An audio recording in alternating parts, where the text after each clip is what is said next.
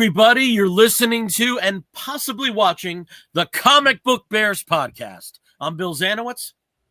I'm Steve Morey. I'm Caleb Alexander McKenzie. And we are your hairy, heavy homos that talk about comic books, but you don't have to be a hairy, heavy homo to listen in or possibly stream in. And if you notice, if you're watching, not listening, but for the people listening, I will describe. The caption under my name is Under the Weather and Over the Hill. Well, I'm old, yeah, but under the weather, I woke up with a cold. So, you might be listening to a little bit more of these two guys talking than myself tonight. We'll see how the voice and the sinuses go. But it's been 2 weeks, so I have had to brave it and join you guys. So we'll see how this goes. But you have a nice dulcimer tone to your voice, though. So that's nice. And tomorrow I'm going to sound sexy as hell. Oh yeah, tomorrow, I'm going to sound, it's going to be like, male equivalent of Kathleen Turner circa 1988, but I won't look it, but I will sound. Is your favorite time of day night? Oh, what is your favorite coffee? You do that. Yeah, I'm not. No, that's not ringing a bell. Why don't you? Okay. What? No, never mind. Okay, because like I'm used to Serial Mom at this point with friggin' Tito, so we're gonna have references from a Kathleen Turner. It's not Kathleen Turner. It's the other one that also has that kind of deep, smoky voice. She was big on TV movies in the 70s and 80s. Oh my God, Elizabeth Ashley? No. Brenda Vaccaro? No. She has a very distinctive, deep voice that was very. It wasn't Kathleen Turner.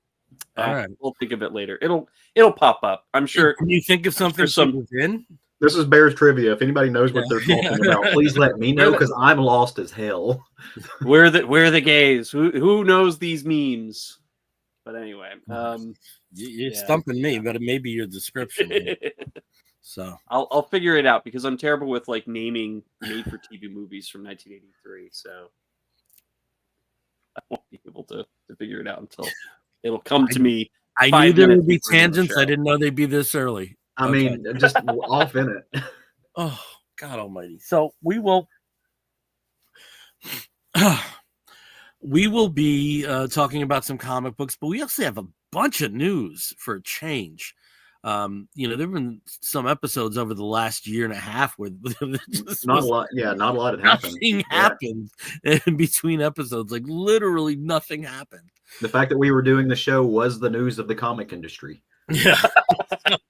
Yep. Front page. This time we've got some stuff. How you guys doing otherwise? Anybody else sick? Not sick. The pollen in Arkansas. I got to the office this morning, and it was just the parking lot was yellow. So it has officially started around here, which means I'm going to be you for a while. Everything's going to go haywire. But with God and Zyrtec, I can do all things. So we're going to try that. But other than that, just clinging to whatever little bits of serotonin I can find. Oh, okay. Yeah. And I guess this was like after the last show that I had the foot injury. Yeah. Yeah. So I had a substantial foot injury. People in your feet. And it turned out I also have arthritis in the feet now. Getting old, man. I think there is an argument. Like if you get to 50 and your life's pretty much okay and you don't have children to support, that cliff is looking better and better. I still got stuff to do. And I've always been one that you ain't taking me without a fight. Right. But man, there's more minuses than pluses after a point. There really is. You youngins setting up that lazy boy on an ice floe somewhere to just drift off. Is that? Oh, for God's sake! If it comes to it, my dream life would be owning a castle in Scotland, having a recliner, and just like a stack of JLAs next to me. You know? And I'll probably still be in touch with Steve to see what's on his Plex. Right. In that world, you just get to have a DJ that sits behind you and just plays tunes for you all day. Yeah, I don't even have to pick him. Yeah, it's just like you make me happy, James. Right. Like an actual, a physical, Pandora. But it'll be Spotify. my record collection. I wouldn't trust Yes. I wouldn't trust anybody else with that. He's just going to go through your records and pull, random things and just mix them together. Oh, not that Wonder Stuff album. The next one. All right, back to the news. Yeah. Back so to the you want news. to start with news? Let's do some news. What's been going on, Steve? Some stuff. What's new in the news world? We've had acquisitions, we've had weird mergers, we've had blockages, stoppages. Oof, man. So we've been talking about Diamond for a while since Diamond. Well, one, at the end of last year, before Diamond even declared bankruptcy, they were having a lot of troubles. And then, of course, they declared bankruptcy, and it's been just sort of like a mountain of speculation, left, right, and center. You've got publishers that were jumping ship, going straight to Lunar, going to PRH. Smaller publishers, basically just stopping because they couldn't afford to deal with this. A lot of stores kind of seeing the writing on the wall and thinking, okay, this is it. And also, there were just as many, if not more, publishers that kind of just went on pause. To see where things fell. Like, they do have product coming into the pipeline. There may be mechanisms on their own websites for them that you can get stuff, but they're kind of just waiting this out. There's some of that. And it's been, it's been a lot of chaos as well for people getting Diamond shipments. Some of them were getting drop shipments of Funko Pops that don't have a sale date for like 2 months out, but we're getting all of them at once and had to, of course, a sizable invoice with it. But anyway, so and just to interject on that, retail outlets like that, they can get in trouble for selling stuff early. They can. They can get, when Diamond was much more robust, they used to have themselves. I'm not talking about anywhere else that they might get caught. And of course, with a scanning of the SKU, that sets off an alarm as well. But Diamond used to have, kind of, spies. Secret shoppers. Yes, they would. They'd send people to your comic shop to try to get stuff sure early. that the product was going either for what the SRP was and not above it. And also that stuff wasn't really being released early. So. But in terms of the release, the early releases, stores can get in a really bad situation with certain distributors if that happens. So I don't know if y'all remember, back when I was in undergrad, I worked Sundays at the local comic book shop, and so using that Diamond system, if there were every once in a while they'd send you stuff they'd send you stuff a shipment early, especially around Christmas and holidays and stuff. So you'd have enough to get you through. But if it wasn't that release date, you couldn't even scan it on the SKU. It would not show up. It would not let you sell it out of that system. So, they were highly detailed. And if you read the publishing agreements, a lot of times those publishing agreements, they will have riders in there for breach of contract if an organization sells it. So they have to enforce those rules. Yeah. And it's a kind of a problem, though, if you have a lot of stuff that's being shipped to you.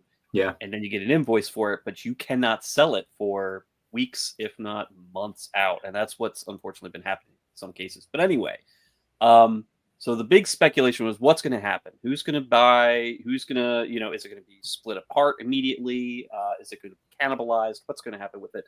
And the auction that happened this week, May 17th or March 17th, what was it, 24th,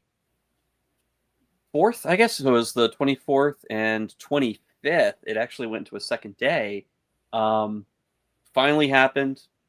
People were able to put their bids in, and one winner came out of it, and that was Alliance Entertainment. And Alliance Entertainment has a lot of fingers and a lot of pies, but mostly it's in media. So I think they've done a lot of like media distribution, DVD, CD, Blu-ray, that kind of distribution, arcade, music, licensing, things like that. And so they're really interested primarily, and there was actually a recent interview as well with the head of Alliance Entertainment kind of talking about, well, what was really attractive about this purchase, and it was the distribution network for the toys, games, licensed items.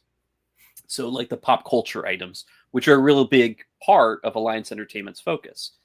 Not so much the comics. Yeah, and he even said as much. Right? He came out like, in a press release saying, "Yeah, we didn't buy that for the comics. That is not our priority." So that could mean any number of things. It could mean that maybe they're looking at potentially getting rid of the comic side and like spinning that off in the future to someone else or whatnot. Or this could be an opportunity for them to learn the business, which hopefully they will be doing over the next several months as they integrate and whatnot. One of the things that really did. Oh, go on.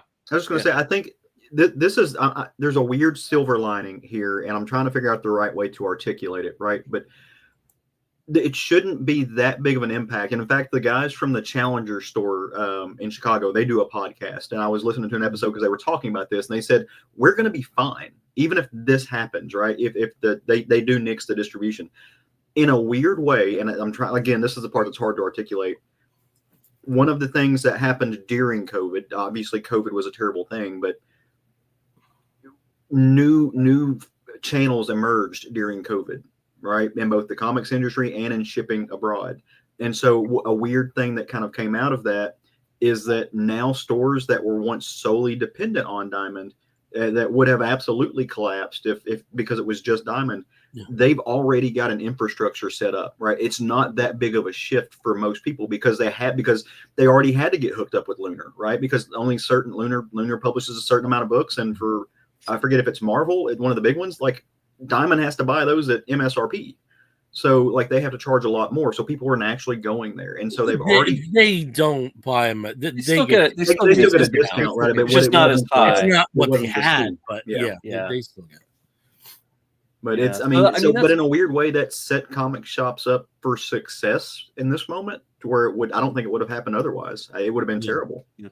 And I think what happened with the kind of lag with Marvel, that you could still order through Diamond, though they weren't the exclusive distribution of that made a lot of shops modernize, because of course there was the appeal of the singular order.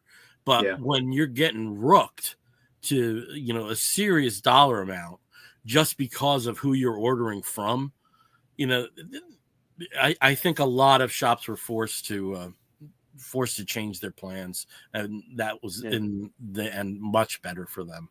Well, and a 10% difference in discount could be hundreds of dollars per order, depending on how much you're ordering, and depending what your clientele is. And really there's obviously a lot of factors to it, but I think that's also one of the reasons that a lot of your more traditional comic shops became like game shops too, where Magic the Gathering and Pokemon, like gaming, card tournaments on weekends kind of took over. A lot of shops had to go to that because they had to bring in, because the other side of it was monopolized in such a way that there was not that kind of safety net of competition.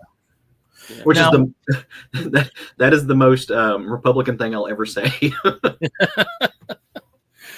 But also with that, this was also a reminder that Diamond doesn't exclusively cater to comic shops. There are a lot of collectible shops in their network that go through the same previews routine as a comic book shop would. It's just that's not their concentration in the products they're purchasing, because sometimes it is cheaper to buy that, buy Funko product through that instead of from Funko directly. And it depends on some of this. And plus, we're not seeing the entirety of what's available. We're not seeing, we're not seeing the back stock items, which might be going for a song.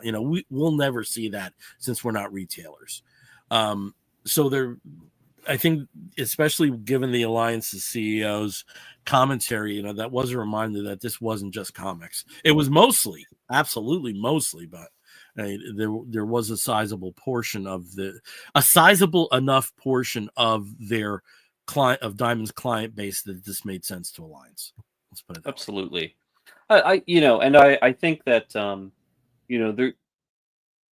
they're not going to just say, well, okay, well, we got what we wanted, so screw the comics business.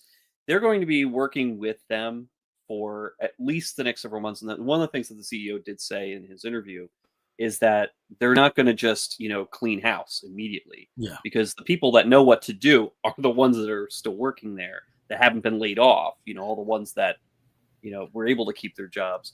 Mm-hmm. And you want to use that expertise. You don't want to kick them to the curb. You don't want to bring in your own people if your own people don't know what to do. And I think there was this is brand new for them. I think there was even a Reddit thing of 3 people that were laid off or returning now. I think that's testimony to what you just mentioned, Steve, that they're looking to the people that do have the expertise to get the train running again. Yeah, and hopefully it, at least for the next several months, hopefully that there's enough of a good feeling about it that the impact is positive and we'll go forward from there.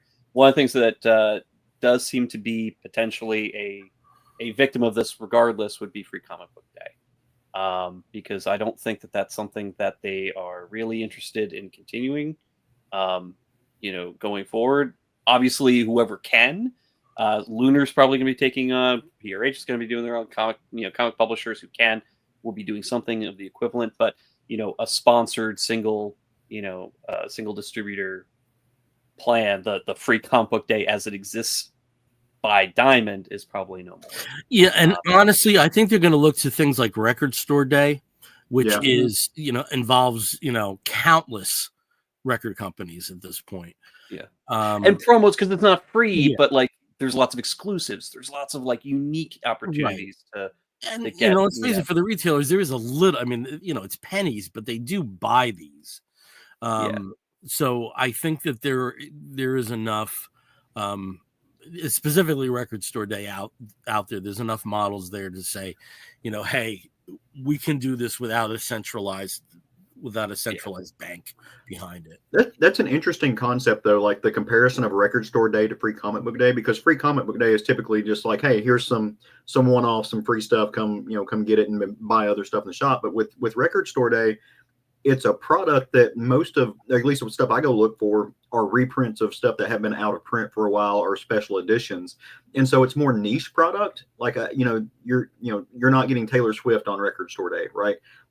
Are you kidding? Some people might. Well, not for the 7 Record Store Day releases. Has she really? Yeah. Oh, I stand corrected. Colored vinyls. Yeah, you got it. No. With they've been artists. Well, no, I meant just straight releases, like brand new albums. Adele or the 1975. I mean, there's a lot of artists. Olivia Rodrigo. They're often variants. In terms of stuff that's already out there. But, I think that's what I was meaning to say, right? Not the album didn't drop that day. Because that's not really the mechanism for that to happen. But where I was going with that though was so what would be the product that comic shops would have that would be the equivalent, right? Because are they going to do reprints of old omnibuses, bringing people in, or are they going to do like the new hotness? They have had Comic Book Store Day, which kind of was a bust. Because it seems like a lot of that product was just there for months and months, at least in some of my things. But I think what the comparison is the celebratory nature of that particular type of shop. Star Wars Day. You want to celebrate that there are record stores. You want to celebrate that there are comic book stores. And so I think it's going to be fine with that. I can still see publishers putting out like a free sampler book or a free like promo or a 0 issue or something like that to get people in, but then also have like specialty variants for the day or maybe like a interesting like limited release like of an omnibus or a collection or something like and that. They have had some stuff along those lines. Like I have a Funko of John Constantine, which was a Free Comic Book Day, but it was a purchase, but it was released. So they have had some stuff like that. Maybe it'll supplement the free content, but I'll tell you this: I go into a store for Free Comic Book Day. I'm definitely spending money there. Yeah. You know, Oh, and mostly for me, and I know for a lot of run. people, it's you're spending the money on back issues, right? It's not even on necessarily like I spend a ton when I go because they always have really good sales. Like they'll have like 40% off of. That's when I go and I buy all the old Tales to Astonish because I'll get a decent cut on it, and so I'll spend more money on that in omnibuses than I do on new stuff when I go. So I mean, but that's what I look for, and that's what I don't. Are people going to go in because technically, I mean, if by that model. Comic shops can still have Free Comic Book Day, right? They've got enough back stock of random stuff that they get. They can just save it all and then release it on one day. So I mean, they can still have like their own independent store-wide sales if they even on that kind of. Yeah, back issue grab bags. Like here's. Also, Caleb, I'm very sorry about the Taylor Swift, but the reason I know this stuff is because I found out that a Muse Record Store Day release that I have still sealed is worth about like $300. And I went to Discogs and like 7 of the top 20 were Taylor Swift records. Okay, fair enough. In terms of the value, yeah. Yeah. And with that, my Free Comic Book Day is going to be amazing this year because I'm going to be able. So I'm going to go I live in Central Jersey. I'm going to go up north and I'm going to be doing this loop. And then around 3:00, I'm going to see Frank Turner in a matinee performance at 3 p.m. So for my old ass, that's really, I'm really happy about that. So like my record store day is going to be awesome. That sounds great. Yeah. Doing this almost like the Riddler, almost like a question, and then when I land, it's going to be on a Frank Turner concert at 3 p.m. Oh, it's going to be awesome. Well, it's always nice to kind of think about like what the future will be for Free Comic Book Day or Comic Book Day or Comic Shop Day or whatever. But there is one sort of drawback and one kind of thorn in the side of Alliance Entertainment's winning bid for this, and that is an existing Image contract with Diamond for purchase of material, like U.S. material that's going overseas. And apparently part of post bankruptcy, you've got the credit, like what gets paid back to creditors and all of that, and there's usually like particular minimums or maximums that are paid, percentages, etc. But unfortunately, Image has in this contract something that specifically addresses that type of situation and how much they're actually owed for the backstock that has already been purchased or whatever, an inventory to go overseas, and how much they're actually owed for that. So I'm sure there's going to be some negotiation that's going to be required for that, that Alliance is going to have to do just to kind of untangle themselves from that Image contract. But I mean, generally, I think, other than that, it seems like it'll be hopefully a pretty positive outcome. And I think the biggest thing is just now we know, and publishers know, publishers who have been on pause, comic shops that have been kind of like sweating it, now they know, and they can actually move forward doing whatever the decision is going to be, whether it's to say, okay, let's turn it back on, work with this new, Alliance Diamond, or jump ship, go to Lunar PRH, or I guess we're done, or just go through like direct sales from a website or, a consortium, a new way, that kind of thing. I mean, it was the uncertainty, I think, that was the biggest elephant in the room for everything. But now that the uncertainty is kind of more or less gone, I think things will start moving in the direction that we want to see. We'll see. I mean, we already do have, some alliances separately that are happening. IDW and Valiant and Alien. Yeah. IDW is going to be helping with the printing and distribution of Alien and Valiant going forward. So that's going to be pretty cool, and hopefully, that synergy will work. Well, and IDW's known. I mean, they've had that kind of contract with Marvel to do like the kid Star Wars stuff. So, I mean, like from the IDW side, they definitely know what they're doing with those kind of situations. So, I mean, that's awesome because they're like, what did they come out and say what they're going to be publishing for? Is it all of Valiant, or is there just like a specific Valiant line that they're publishing?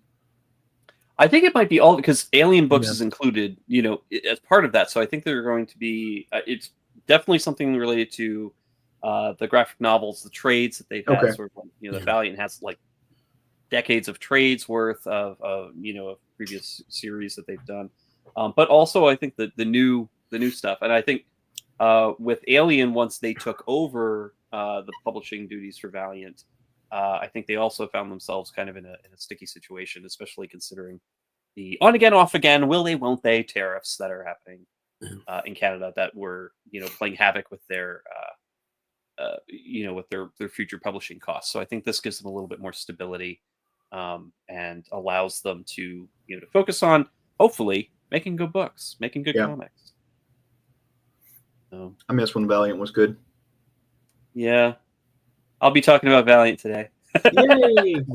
And also, not negatively. With what Caleb asked about, are they? I mean, Valiant's output at this point is such a trickle that I don't think them assuming the entirety of it is a big is a big haul. So no. But they do have a lot of IPs in storage though that they could do stuff with. I mean, but I also don't know how much interest there is in that stuff right now. I mean, I would love a good Archer and Armstrong book right now. A good Archer and Armstrong book. Yeah, but there's Bloodshot didn't take off as a film. Yeah. Of course, there were several reasons for that. But I'm just saying, like, they haven't had an IP that's really broken through. Yeah. True. Yes, and someone will be like, "What are you talking about?" Harbinger has been published for the. Shut up. You know what I'm talking about. Well, they had Liam Sharp. Harbinger is going to be published. Liam Sharp drew the the Manowar. Was it Manowar? Exo Manowar.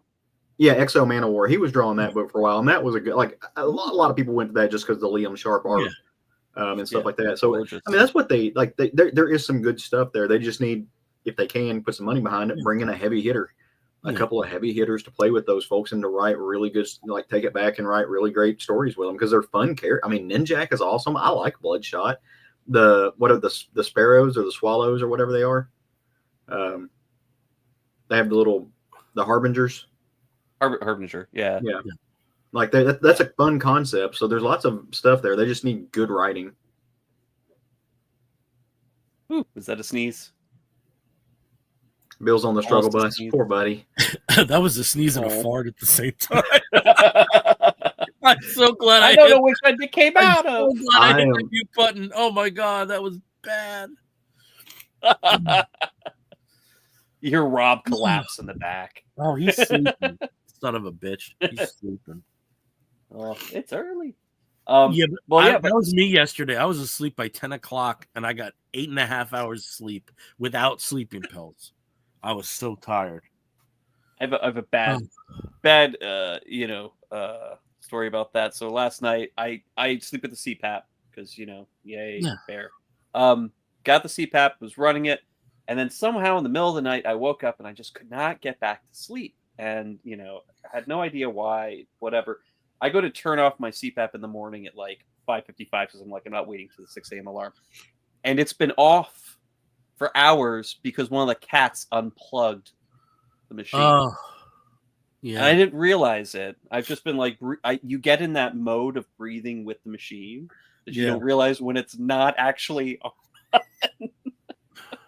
And I was like, no wonder. Because every time I go to sleep, I probably wake myself up by, snoring. Yeah. Those cats. Someone just commented as watching this that my haircut looks great, and that made me feel good. It does look great. So, that is awesome. That makes you feel good. You're so pretty. I know, but the like I was telling Caleb before, the barber talked my ear off. She talked my fucking ear off. I was like, well, at least she didn't cut it off, so at least that worked. Yeah, see, silver lines. Lady Gaga. Oddly specific. The Lady Gaga portion went on and on and on. And Lady Gaga. I have to make comments like, yeah, she really, and this is true. I think she understands her voice perfectly and knows what it can do. Oh, yeah.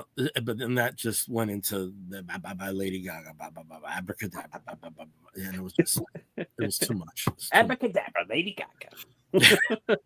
It's a good album. I like the album. No, I haven't had a. I think she's a great artist. I think she's a great artist. But you know, I had enough. I had enough of that. I want to meditate during my haircut. Okay, Steve, as I quickly go on to mute, what was another news item you want to talk about? So the last big news item, and this happened yesterday in a frustratingly long, media sort of reveal. It was like 5 hours. 5.5 hours. 5.5 hours long. So ain't nobody Marvel got time for that. No, absolutely not. But people did. People watched the whole dang thing. They were sitting there checking it, just leaving it up in the background and checking it every couple of minutes to see if there was another reveal for a name.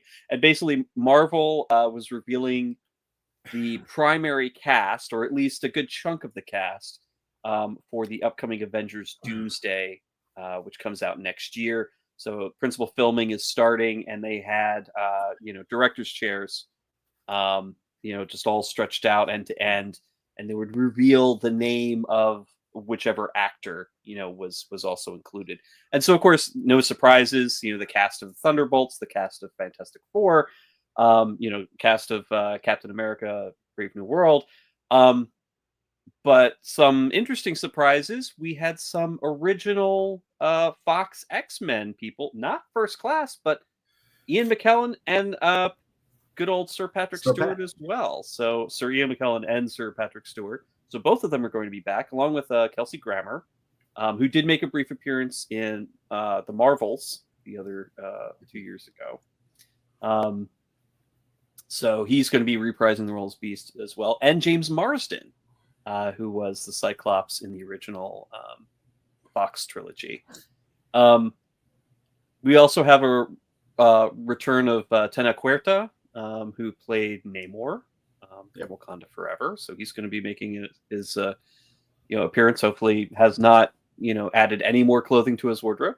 As well as Letitia James, who is who became the new Black Panther in Wakanda Forever. But yeah, I mean, there's a good mix of characters. Oh, Channing Tatum, he's making a return as Gambit after last year's Deadpool Wolverine. So there's some interesting choices. Now, if this is how I expect it to be, it's all about incursions and lead up to the destruction of the multiverse and whatever. I'm sure some of these people will appear for a total of 12 seconds on screen before their worlds are destroyed or they're blown up or something happens. No, it would not be a surprise for me. It would be more of like, oh wow, we get to see them and then they die. Well, we already got something very similar to that in which Doctor Strange, that multiverse where we got Multiverse of Madness, where where we got to see the Illuminati, where all of our big wishes, Captain Britain, I guess, was killed. Not Captain Britain, but I mean, I guess she's Captain Carter. Yeah, Captain Carter. Yeah. But she gets horribly murdered, and Patrick Stewart gets horribly murdered, and Mr. Fantastic gets horribly murdered. They brought back Black Bolt. Yeah, Black Bolt from that poorly contrived show. Oh dear Lord! But yeah, I mean, I hung with it for as long as I could. I saw that first 2 episodes in the theater. Yeah, I was so excited for it. Yeah, I'll still watch everything. Yeah. But yeah, so I mean, it's going to be interesting. There are some big names that we're missing, obviously, from the list. No Tom Holland Spider-Man. No Benedict Cumberbatch Doctor Strange. So there's some names. Simu Liu is making an appearance again as Shang-Chi, so that'll be pretty cool. But yeah, there's still a lot of people that we're missing from that list. Yeah. So whether we'll see them in this one, they'll pop up as well later on, be surprise guests, who knows? Or maybe just hold off an appearance until. And, let's face it, some of this might be scheduling. Tom Holland's a very busy guy. So some of that might be scheduling. So absolutely. and there's another Avengers movie coming up. So Yeah, and there's also another Spider-Man movie coming up that's coming up right after Avengers. Stuff going on. Okay. But yeah, I think it's just really exciting. It was one of those kind of cool things, cool reveals that you don't really see too often anymore, especially when there's so much of like a info dump that happens for a lot of these movies. This was just sort of playing with that whole like, does anybody really care? Is anybody really watching? Well, clearly we're not over it because there were so many people who were sitting there watching the whole dang thing. Just refresh my memory. Marvel's actresses, did we have much involvement there? No. Well, we did have. Did we? I know we had Binary. But beyond that. Yeah. That's a good question. I can't remember 100%. I'll have to take a look at the again, yeah, it could be very possible that we're not going to see everybody that we would expect to see.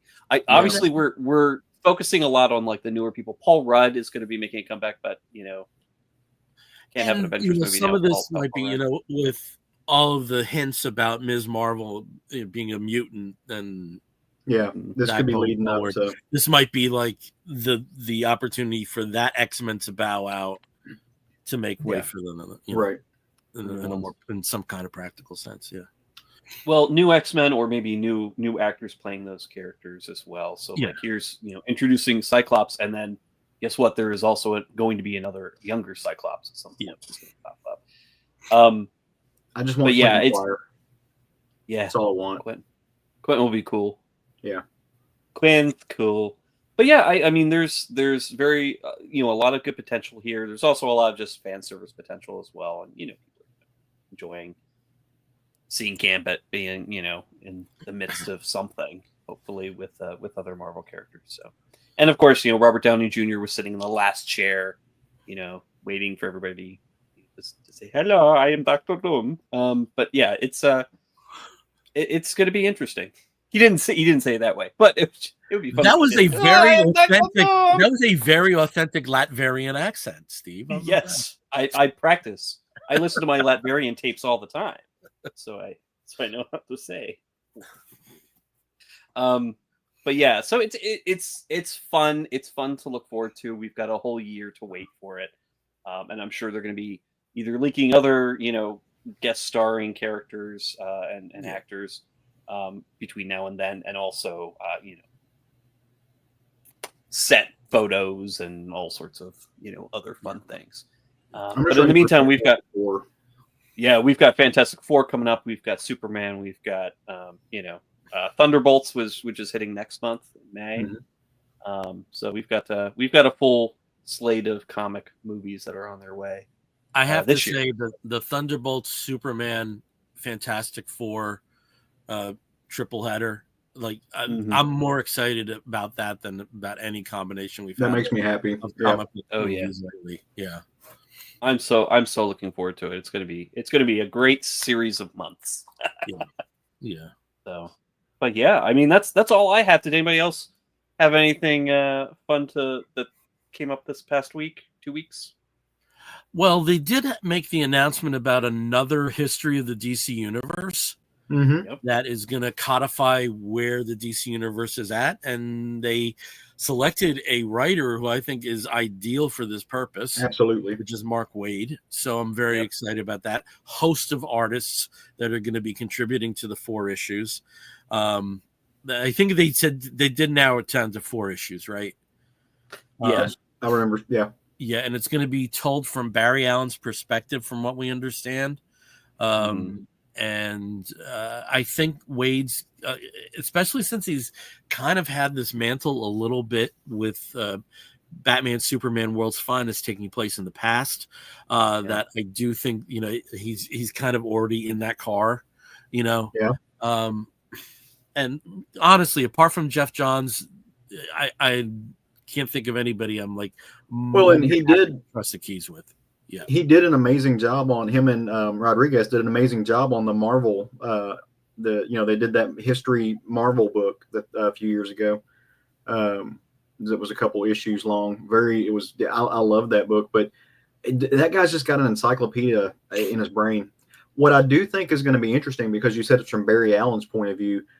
Mark Waid is kind of well known for writing being one of the Flash writers. His Flash run is very, and I haven't read it, so I can't speak to it, but I need to.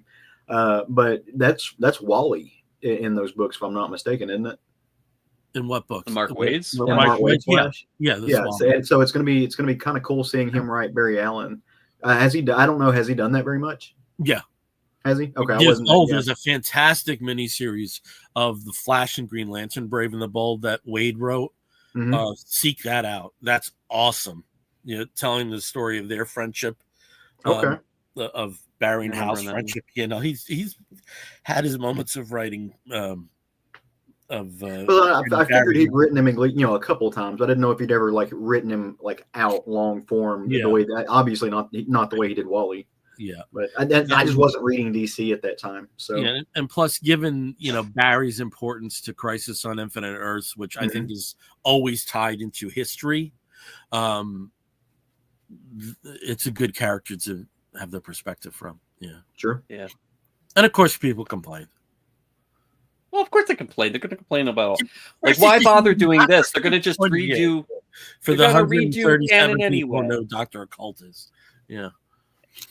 Yeah, Dr. Occult. I want Dr. Occult. I want him to be the focus of this book. All right. All types. Pitch it. All types. Yeah. They're out there. Any other news that I think we should touch on? There were a few. I'm trying to think some of the stuff that you had mentioned, Steve. Yeah. I mean, there's some of the less pleasant news that I didn't want to talk about this time, and I think maybe when I think about it a little bit more, we can revisit it. But yeah, okay. So there's some news. It's enough. It's plenty. We're 42 minutes. I was going to say plenty of news. Got enough news. So let's start talking comic books. Anybody got a Marvel book? I actually do. You both have. We both do. Start with some Marvel. We'll start with some Marvel. Okay. And I'll do some DC, and then we'll do some independent stuff. Yay! That's a nice little. It's a nice little parfait. It's a trifle. It's got layers like an onion. All right. Well, let's start with the whipped cream on top. And Steve, you very often are the first up at bat. So you want Caleb to go first? Caleb. Yeah, Caleb can go first. Oh, you're moving me up in the list. Okay. There we go. All right. So earlier I made a comment, right? I'm just grasping to serotonin right now. I'm very much trying to focus on positive things where I can. The world is not in a good place. I work in the legal field. I'm well aware of what's happening. It's not a stick my head in the sand kind of situation, but I'm in these times of where despair is just kind of in laced into the atmosphere. I think that is what art is for, right? You should lean into art to make you feel things other than just what's going on. In some sense, it's escapism, but it releases those feelings that you need. So that's what it's there for. It's there to both entertain and to bring you out of dark places. And so I'm doing a lot of that, right? And I read 2 books this week that aren't super important to, their collective canons. They're not going to change the world. Honestly, they're just little blips inside other things, but they were both just really delightful. And I'm going to talk about both of those books tonight. They both just made me happy. And the first is a Marvel book. It is actually, I'm a little bit behind on my Avengers reading. I'm needing to get caught up. So I went to, because I let things stack up a little bit because you digest the story as a whole.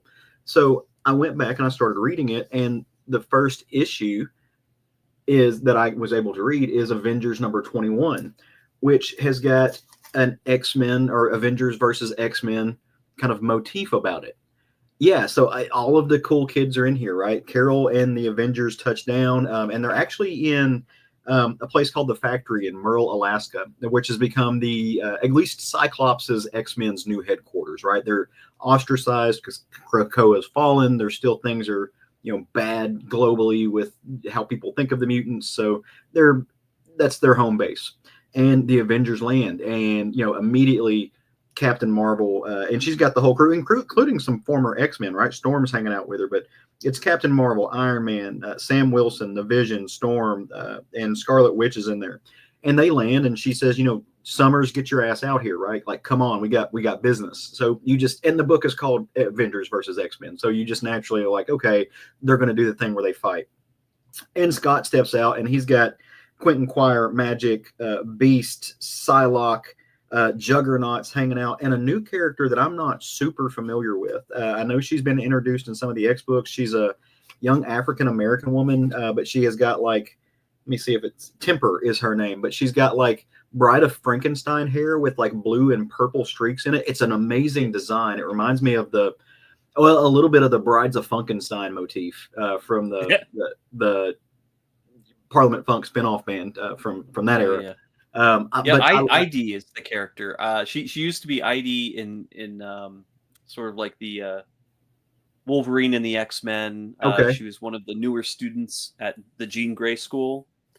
ID. She's kind of was she in there with like Glob and Quentin Quire? Yes. Like that? Okay, I do remember her now. Yeah. By Jason Aaron. Yep. And she was most recently wasn't the Marauders. See, I didn't read all of that. Exiles, I believe. I think it was the Exiles that she was part of. Most recently, like in the Fall area. So it's a really cool character, but it's her hanging out with she's on Scott Summers' team of the X-Men. And so, you get this really cool page where it's just a showdown between Scott and Carol, sounding off. And then the ice breaks, and then they're like, come on, it's time to play baseball. And so, and as soon as that hit, I did not know what to expect. And I was like, because the whole time I'm reading up and I'm like, again, really, we've done this. What's happening now? Why? And it's like, no, we're just going to have a really delightful issue where these two teams, these group of friends who have so much history together, who have cross-pollinated to some degree, where they're playing baseball, right? There were some amazing moments, especially during Claremont's run, where they're just playing baseball, and they get together and they're doing it, and it's some shit talking like, Sam Wilson steps up and he's catching grief from I keep saying Psylocke. I'm not actually sure. I know that they've split. It is Psylocke. But she's trash talking Sam Wilson. Everybody's kind of paired off. Quentin Quire, he's an Omega level mutant, so they're like, oh, get it. And he's like, okay, yeah, I'm one of the best psychics in the world. Let's have me catch foul balls. Okay, so he goes to catch it, and Wanda's not having it. She's like, I think you'll find, that's not as easy as you want it to be. And so she just uses chaos magic. So they're using their powers to kind of bounce back and forth. The banter is hilarious. It is fun.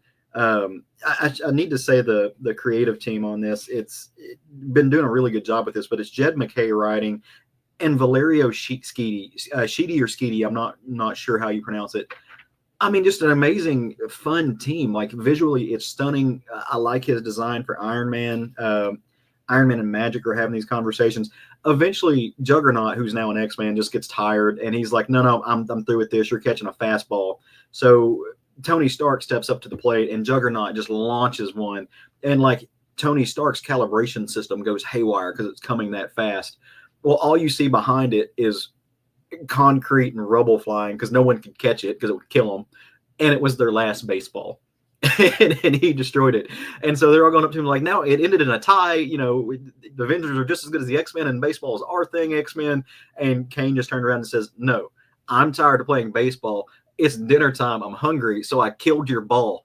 Kane Marco 1, you loser 0. Like just this really fun, exuberant, delightful energy to it. And that's really the point of the story. And in a way, it's introducing you to these kind of characters, or the way that they're these versions of the characters are now. And it reminds you of some of their problems. Beast steps up and he confronts Tony Stark. He's like, I'm your friend. I was an Avenger. I just went batshit crazy and turned into a murder beast, and you didn't step in to stop me. And Tony steps up and says, look, throughout this whole thing, like, you went away and so did we, and we didn't know what was happening. We didn't know to stop you from doing what you did. I'm sorry. There's plenty of moral failings to go around. Like, we also did it too. So there's this kind of reconnection, and this, you can, these teams don't have to be at each other's throats. They don't have to be separate nation. There doesn't have to be this tension that's always been run through them. Also, it's been a long time, but this version of the Beast could get it. Like, just yes. I don't know. Like, Okay, Skeety, thank you, sir, because that's for me. That's very, very especially for me. Dude is just like he's built right, like he's like a proto twunk, but he's not skinny. He's not Scott Summers. Like they draw him like young with muscles, but it's just the dude's built like a brick shit house. I mean, it's just stacked. But yeah, the book is fun. At the end of it, they kind of loop you in on where everybody's at. They talk about the fall of Krakoa, but they talk about the future and how they know that these what they're calling the tribulation events are happening, and it's leading up to something. And I think we now know it's leading up to this big Doom event that they're about to have at Marvel. But the Avengers had this new weird superpower team land and cause all kind of chaos on the planet, and there was it was kind of an Authority ripoff, really, but it was in a fun way.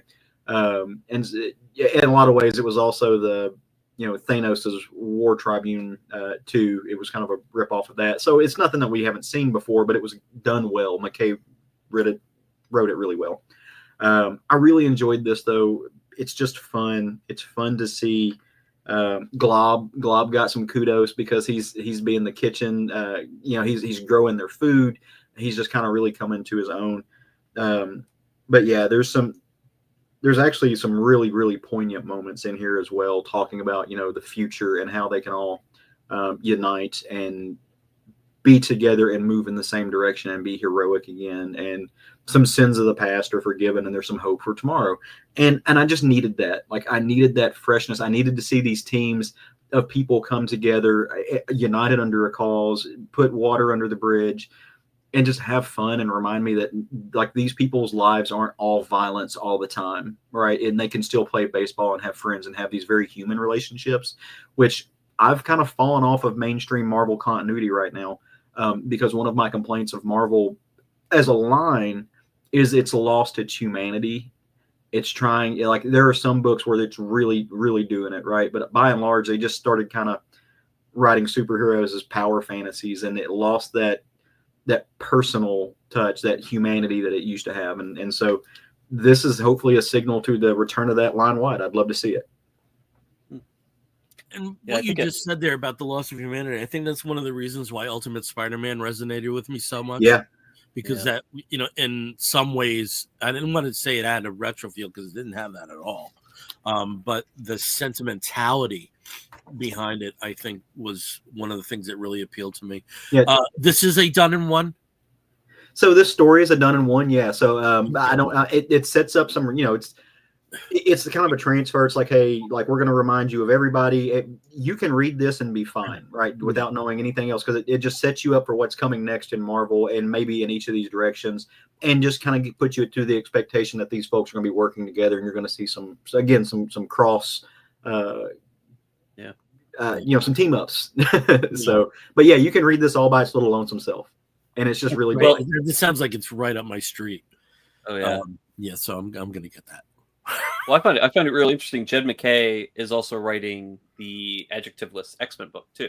Yeah. So he is writing those characters who are in Morrill, Alaska. That team with Scott Summers. So it's funny that he gets to play with both of these superhero teams together, and the fact that he's writing consistently between the two books is definitely a good thing. To have that same writer be able to like know how these characters are in their own titles, be able to play with them together is and know how to make their voices, because I mean, you don't use a lot of character space, but like like you see the Glob and like you just kind of know who he is, and he says things. It's like, okay, I know who this person is. So he has a really good way of like delivering the full character, or at least enough of the character to satisfy you in a couple of sentences. And that's not like, that is no slouchy thing. Like it takes talent to distill something down to those moments. Absolutely. Cool. Okay, on to another Marvel book. Well, I'm going to do actually a series of it's a large crossover that's happening in the X-Men books. And so as of yesterday, as of this past Wednesday, the last 2 parts have been released. I haven't had a chance to read those yet, but I have read the first 5 parts of this. And it's moving through almost all of the X-Men titles that are going right now. So parts 1 through 5 start with Uncanny number 11, go into NYX number 9, Storm number 6, X-Men, Adjective Excellent, number 13, and then finally X Factor number 8, which is also Legacy X Factor number 300, which they celebrate in the back of the book by having the past 300 covers, of X Factor. They're also including all new X Factor in that as well. So it's just, all the X Factor books. But it's really interesting. So in this crossover, it's called X Manhunt, and it centers around Professor X himself escaping from Greymalkin Prison, which is the old Xavier School for Gifted Children, which has been taken over by the federal government and is now being controlled as a super prison for mutants that are being exploited. They find out ways to harm mutants even more, use them against each other. It's a horrible place. But Professor X has been locked in there since the end of Fall of Krakoa. And unfortunately for him, halfway across the universe, his daughter is under threat. His daughter with Lilandra, it's Zandra, who is a half mutant, half human, half human mutant and half Shi'ar, and is the new empress of the Shi'ar Empire, has been taken captive. And Xavier feels this billions of light years away back in Earth in his, in his place. And so he finds a way to be broken out of Greymalkin Prison. So he manipulates the uncanny X-Men to come and basically free him, from this. And in doing so, he incapacitates them and then heads off. So that's the first part. The second part that goes into NYX, he comes to New York City, and tries to get the help of the NYX team, Prodigy and other team members. And really only Miss Marvel and Anole come with him.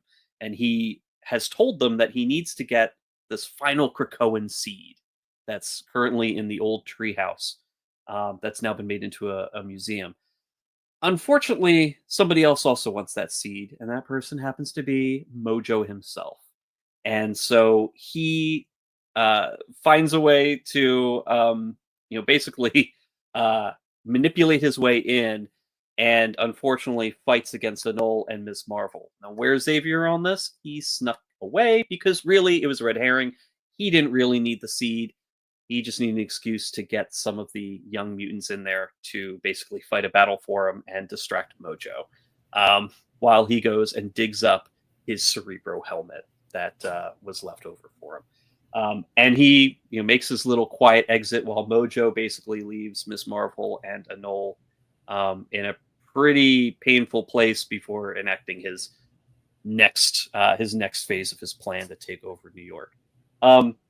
And that goes then into part 3, which is with Storm. Storm at this point is a true goddess. She is now the avatar of eternity itself.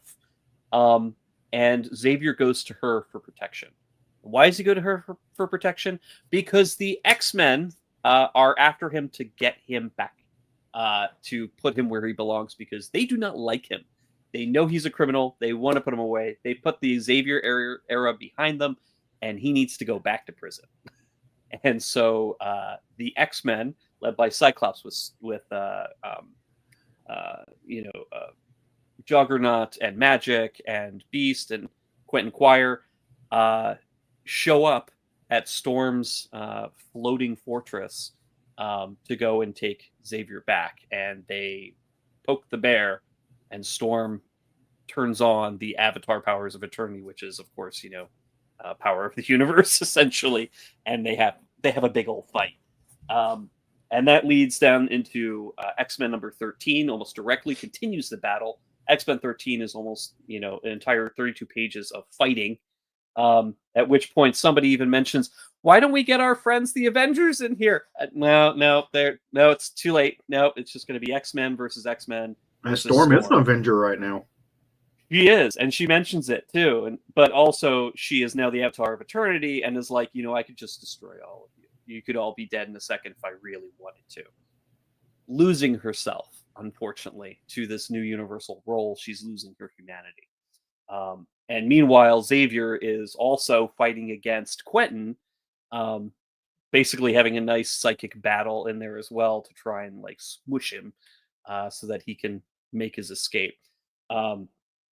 Doesn't end too well. Quentin actually bests Xavier briefly with the help of Beast, Magic, and Magneto's helmet. And that leads directly into X Factor number 8, where X Factor shows up to take as a federally mandated, superhero mutant team to take Xavier back to Grey Malkin as a federal prisoner. That does not go over very well, and in fact is a very, very quick battle because I don't know if anybody's been reading X Factor. Probably not too many. It is Mark Russell written, and some of the heroes in there are not traditional heroes. You have one of my favorites, and I wish I had this picture pulled up for you because it's one of the absolute best summaries of what X Factor is. Beast is kind of going through and telling everybody, okay, this is how you beat them by like pointing out each of the different members of X Factor. And so he pulls up Granny Smite as an example. You, Granny Smite, right? What's your power? I can't die. Okay, so if nobody tries to kill her, she's completely neutralized. See how easy that was. It's just like, oh, it has this real sad face. But yeah, X Factor's kind of a joke, except Angel is back. And Angel's had some modifications in hospital while he was, recovering from almost dying. He is now back to Archangel. So Archangel, of course, no remorse, no care in the world for what damage he does as he's fighting the other X-Men. And meanwhile, Alex and Scott Summers are duking it out over Xavier until Xavier is then stolen by a mysterious figure. And that moves into part 6, which I do not have here. But I have to say, this crossover flows extremely well, works with all of the teams, does not break up the action at all. It actually is a very good way of bringing in the individual series storylines in a way that still makes sense, and makes sense that Xavier is kind of like moving his way through these stories. You've got Gail Simone, Jackson Lansing, Murewa, I can't say his Murewa Ayodele, who's writing Storm, Jed McKay, of course, on X-Men, and then Mark Russell on X Factor. I mean, all of these clearly coordinated very well, with the editor when they're doing this crossover. This is how you do a tie-in sort of crossover. You don't have to actually read every title, but you want to read every title with it. There's no like just rando mention like, oh, there's this thing going on. Yeah. And that's kind of the way I felt about the One World Under Doom, because some of these titles did tie in with that, and I was just sort of like, you might get 2 pages worth of a mention, or you might have Dr. Doom show up on a screen, in the corner, and you're like, I guess this is a tie-in issue. But this X-Manhunt, it works well. It's it's continuous. It features each of the teams very prominently in each of those books in a way that makes sense. This is a fun crossover. This is the first crossover from the new, in the new post Krakoa series. But I think it was done well, and I really recommend it. The art, awesome. The art team didn't switch up; like it's the same art team for each, like the normal art teams for each book. It's really good, and I have to say, like, I would like more of these types of crossovers. This reminded me of stuff in the '90s, not like the crazy polybagged everything has like a different card kind of crossover, but like some of those That's other interesting Near Island Saga. Because Tom Brevoort, who's editing the X line now, he actually cited some of those annual events as a template for this. Absolutely, these could have been annuals. Yeah. Like the 1991 annuals or 1989 annuals. Like they tied together so well, but they still maintain the feel of each book. Yeah. And featured each team prominently. I was so happy with it. Very happy with it. I think I have X Factor 8 coming to me. I missed an issue on the pre-order, and I think it might be 9. So we'll see. And if not, I'll just get it when I go get Avengers 21. And I think this is one of the coolest things from the back of the page. So they do have the cover gallery for all 300 legacy issues of That's cool. X-Factor. And I also have to say, when you talked about how Storm is a goddess, all I could think about was Justin Martindale and Matteo Lane talking about Storm, As goddess of the elements, I call upon the winds of Africa. Storm, we ask you. Yeah. I love Matteo Lane. He cracks me up. He's adorable. So good. So also, I love the title of this, X Manhunt. So we did, let's all have a moment of silence and remember all the X's that we met on Manhunt, and that piece of shit that finally went away and died. So, Manhunt, going on a manhunt, get me a manhunt. Was that and Adam for Adam back in the day? Adam for Adam, Manhunt. And gay.com was what I was. This is pre-grinder stuff, kids. Yeah. It didn't used to be so easy. Yeah. Oh, the day. Well, that's 2 Marvel books / series. What about you, Bill? What do you got? I've got 2 DC books. Last Yay! show, I didn't talk DC. This one I will. So, again, All In is still cranking out new titles. And, across the board, I think we all can say we've been pretty much impressed with them. That's an understatement. Like, they are it's amazing. Like, it's line in a great spot right now. Yeah. And All In and Absolute, I'm like, oh my God. Well, All In, if you notice, All In is Absolute. If you notice the trade dress, it is part of All In. Yeah. So there you go. But I'll go from A to Z on this one. And the first book I want to talk about is the new #1 for Zatanna. And this has the distinction of having a writer-artist involved in this, and that is Jamal Campbell. Jamal really kind of took some of the books by storm. Look at there; he's got it on his tablet, and with the colors that just pop unbelievably there. Caleb, you're on mute. It looks so good. Like the digital version on this looks amazing. Like, I was very impressed. No, and you have yours bagged like Steve does. And Steve, you're on mute too. This is awesome television. So bagged, and also, I don't know if you noticed, but a lot of the if you get the bags and boards through DCBS now, BCW now has sort of like raised watermarks on their bags. It's very hard to see, but it is textured, just basically stamped in there now on all their bags. Nerd. All right. So anyway, Jamal Campbell made a name for himself as an artist from projects like Far Sector and Superman. Really got noticed. So good. And with that, he now is writing and drawing the new Zatanna series. And thankfully, he's just as good a writer as he is an artist. Now, the thing that I really liked about this book is this almost feels like a Zatanna series on TCM. You know what I mean? It almost feels like there's an old Hollywood feel to this. And it's not just because of some of the conceits of the story, but it just seems to unravel like you're watching an old Hollywood film. Like there's something second nature about this story. It seems like very familiar ground, but it's the first time you've ever heard of some of these concepts. So where is Zatanna right now? Zatanna's on the road. And I think Zatanna, being a mobile character, is ideal for somebody who's involved in entertainment. I think that really is something that would work well for the character going forward, just like Dazzler is a perfect traveling character on the other side. And so where Zatanna is right now is she's preparing for a show in San Francisco at this story theater called the Terpsichore Theater. and her father performed there. This is a legendary theater, particularly for magicians. Now she's kind of top of the bill. There's some other people on the bill. She has a young assistant who's also kind of an opening act, and there was a minor mishap, and some of the early part of the story is her kind of comforting this guy, saying like, hey, mistakes happen, and you're learning, it's okay. And everything is going well at this place until the posters in the theater start suddenly coming to life.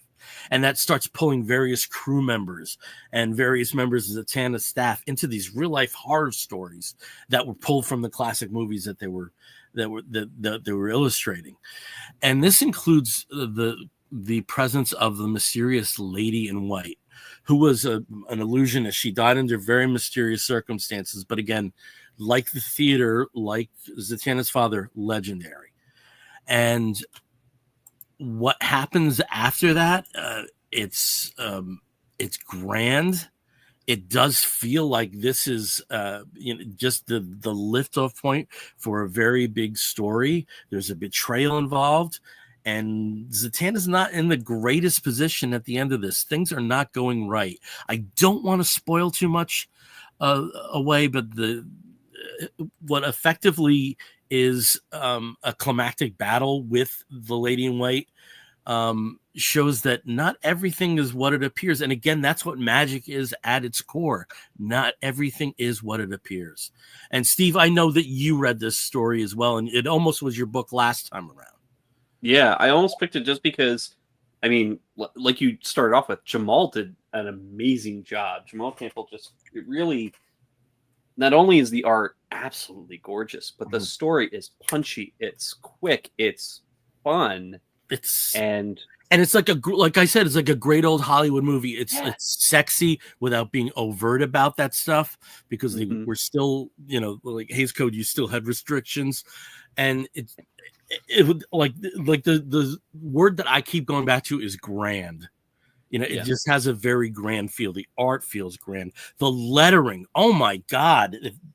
Whoever was the letterer for this, with the variations that occur throughout all the titles and all the I mean, they did. The letterer was Ariana Maher, and this is one of the best lettering jobs I've seen that was not Dave Stewart.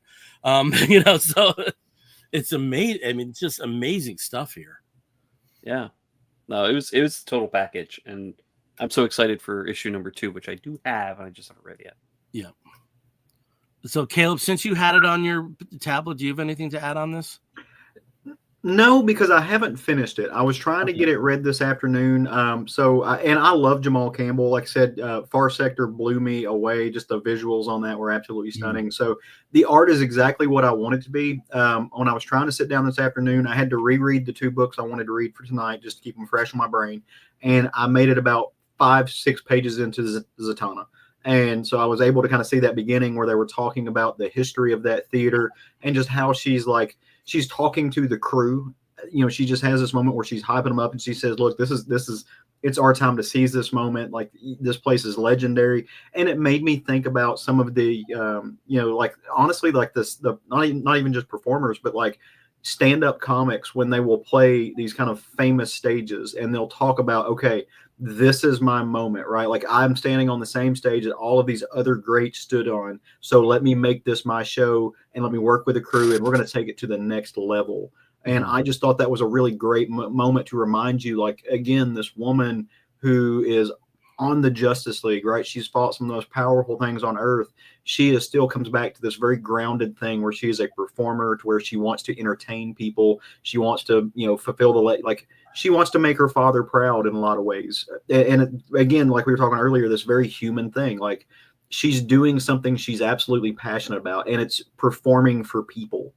And I thought that was a really good character moment for her. But yeah, I have not made it through the meat of the story yet. Loved what I saw, loved what I heard. Am super excited to dig into it. I'll probably try to read it before I go to bed tonight. Yeah, it's definitely worth it. And it's so much.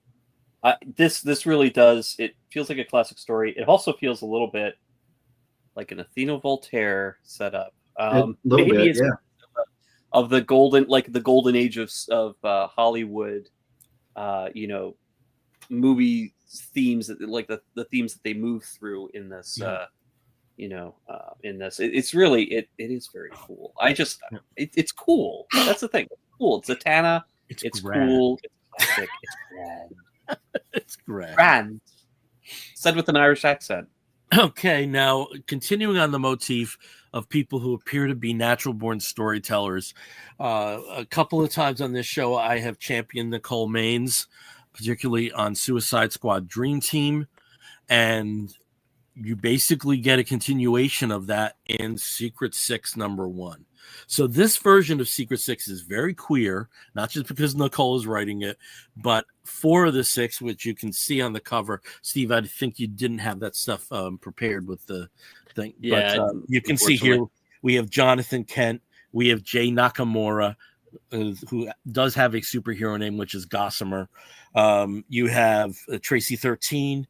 You have Nala Dreamer herself, and 2 other members that come on late, which do have a history with Secret Six, and that's I almost said Bloodshot, Deadshot, and Catman. Now, isn't Catman also bi? Like Catman is bisexual. 5 out of the 6 so far. So 5 out of the 6, and let's face it, Floyd's probably had a cock in his mouth at some point. So there you go. So a pretty queer-friendly team.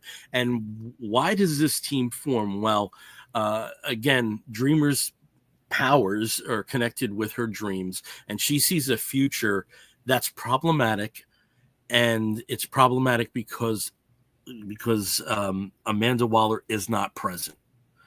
And it turns out that she has mysteriously vanished from her jail cell with following the events of Absolute Power. So she decides she's going to find out, but she can't do it alone.